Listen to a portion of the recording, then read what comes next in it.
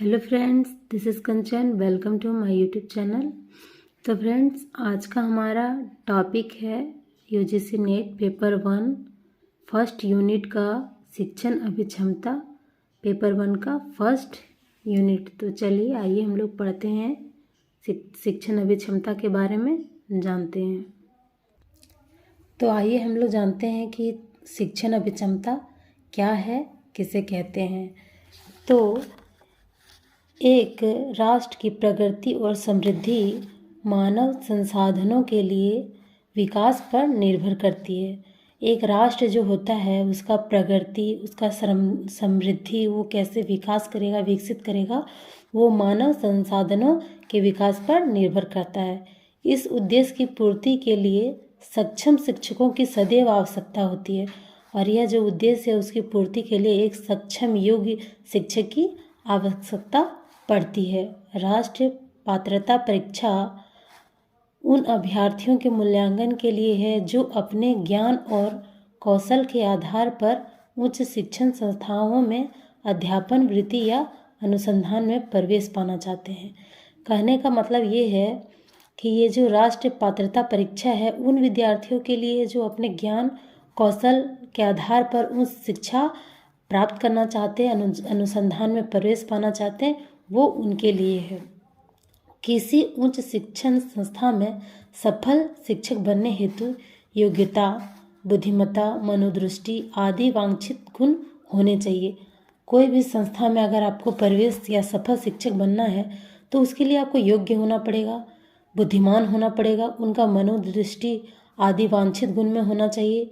इस बात को ध्यान में रखते हुए पहले अध्ययन शिक्षण अभिक्षमता को पाठ्यक्रम में शिक्षण अवधारणा, शिक्षण उद्देश्य, शिक्षण विधियां और शिक्षण सहायक को शामिल किया गया है, शिक्षण सामग्री को शामिल किया गया है। एक शिक्षक में उसकी योग्यता, उस शिक्षक की योग्यता के आधार पर ही शिक्षण उद्देश्यों की पूर्ति किया जाता है। इसीलिए इसमें शिक्षण अभिक्षमता वाला टॉपिक को, यूनिट को रखा गया है। आगे हम लोग शिक्षा और शिक्षण, एजुकेशन एंड टीचिंग के बारे में पढ़ते हैं। पहले हम लोग जानेंगे शिक्षा, एजुकेशन है क्या। तो शिक्षण का मूल्य अर्थ होता है शिक्षा प्रदान करना। शिक्षण जो टीचिंग है उसका मूल्य उद्देश्य ही होता है शिक्षा प्रदान करना। पहले हम जान लेते हैं कि शिक्षा क्या है। तो इस शब्द की उत्पत्ति शिक्ष धातु से हुई है जिसका अर्थ है ज्ञान प्राप्त करना। शिक्षा जो है, एजुकेशन जो है, वो शिक्ष धातु से उत्पत्ति हुई है उसका, जिसका अर्थ होता है ज्ञान प्राप्त करना, जिसके माध्यम से हम अपने संस्कारों और व्यवहारों का निर्माण करते हैं। शिक्षा ही ऐसा माध्यम है जिसके आधार पर आपका व्यवहार, आपका संस्कार, आपका बोलने चलने का जो तौर तरीका है, लोगों के सामने जैसे ढंग से आप पेश आते हैं, वो आपका शिक्षा के माध्यम से ही आपके संस्कार और व्यवहार का निर्माण करते हैं। तो शिक्षा हमें इससे योग्य बनाती है कि हम अपने वातावरण में समायोजित होकर अपनी क्षमताओं और निहित योग्यताओं का पूर्ण विकास कर अपने परिवार, समाज तथा राष्ट्र के किसी विशेष क्षेत्र में योगदान कर सकें। और शिक्षा ही है जो हमें इस योग्य बनाता है कि हमें अपने वातावरण में समायोजित हो सकें, अपने परिवार में, समाज का, राष्ट्र का विकास में अपना महत्वपूर्ण योगदान दें। शिक्षा के माध्यम से ही आप अपने समाज का भला कर सकते हैं, अपना राष्ट्र का भला कर सकते हैं, अपना परिवार का भला कर सकते हैं। तो शिक्षा का अर्थ ही होता है ज्ञान प्राप्त करना। अगर हमें ज्ञान प्राप्त होगा तो हम अगर शिक्षित हैं, ज्ञान प्राप्त हैं, तो हमें यह पता चल जाता है कि हम अपने देश के लिए, परिवार के लिए, अपने राष्ट्र के लिए हमारा क्या कर्तव्य है। उस कर्तव्य को हम आगे बढ़ाते हैं, उसका पालन करते हैं। तो शिक्षा प्रदान करने वाले शिक्षक, अध्यापक, अध्येता कहा जाता है। और जो हमें शिक्षा प्रदान करते हैं, जिनके माध्यम से, जिनके जरिए हम शिक्षा प्राप्त करते हैं, जो शिक्षक होते हैं उसे हम शिक्षक भी कहते हैं, अध्यापक भी कहते हैं, अध्येता भी कहते हैं।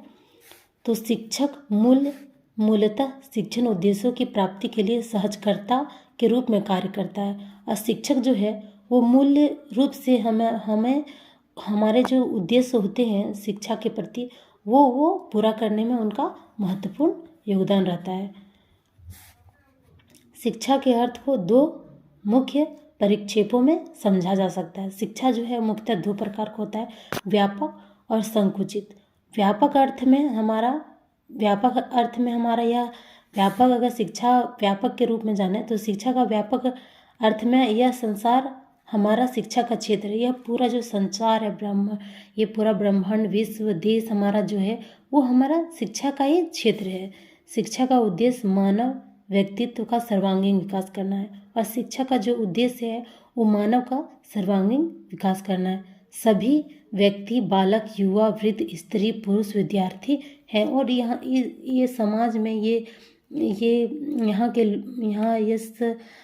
पृथ्वी पर जितने भी लोग हैं वो सब शिक्षक है। वो किसी न किसी रूप में, किसी न किसी के माध्यम से, किसी न किसी जरिए से कुछ न कुछ वो सीखते ही रहते हैं। जब बच्चा माँ के गर्भ में आता है तब से वह सीखना प्रारंभ करता है, और यह सीखने की प्रक्रिया उसके जन्म से लेकर मृत्यु तक, यानी कि माँ के गर्भ से लेकर कब्र तक जाता है। वो शिक्षा जो है वो निरंतर हमारे जीवन में चलते रहती है, कुछ न कुछ हमें सीखने को मिलता है।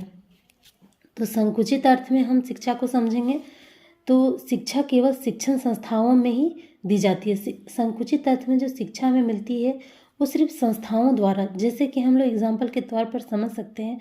हमारा इसमें संकुचित अर्थ में जैसे विद्यालय हो गया, कोई संस्था हो गया, जहाँ पे हमें शिक्षा मिलती है वो संकुचित अर्थ में मिलती है। वहाँ पर समय निर्धारित रहता है, पाठ्यक्रम जो हमारा है वो निर्धारित रहता है, और वहाँ पे आपको शिक्षा प्राप्त करने के लिए कुछ न